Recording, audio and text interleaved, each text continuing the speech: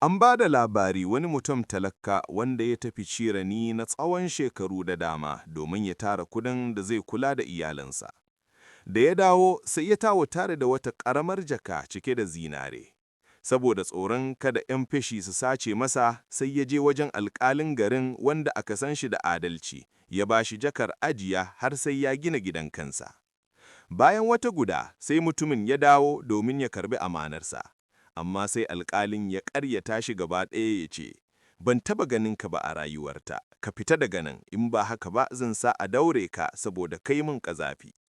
Mutumin ya firgita matuƙa, ya fita yana rawar jiki saboda baƙin ciki. Sai wata mata ta hango shi, ta matso kusa ta tambaye shi me ya same shi. Sai ya ba ta labarin abin da ya faru gaba ɗaya.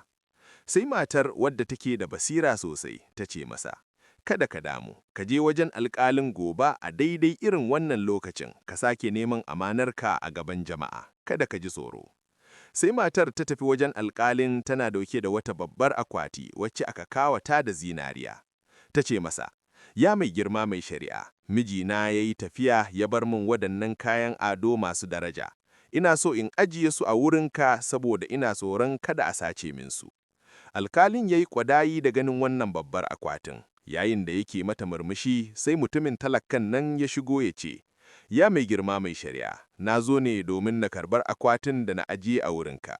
Sai alƙalin ya ji tsoron kada asirin mummunan halinsa ya tono a gaban matar nan mai akwatin zinare, ya kuma ga yana shirin rasa wannan babbar ajiya.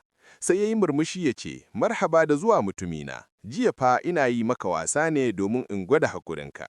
Ga jakarka kamar yadda ka bani ajiyarka."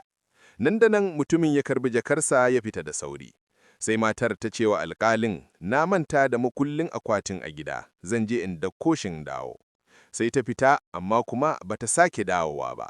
Alƙalin ya jira na tsawon sa'o'i da dama, da ƙarshe sai ya bude akwatin sai ya tarar da ita cike da duwatsi da guntayen ƙarfe. Matar ta yaudare shi ne domin ta mayarwa da talakan nan hakkinsa cikin hikima da basira.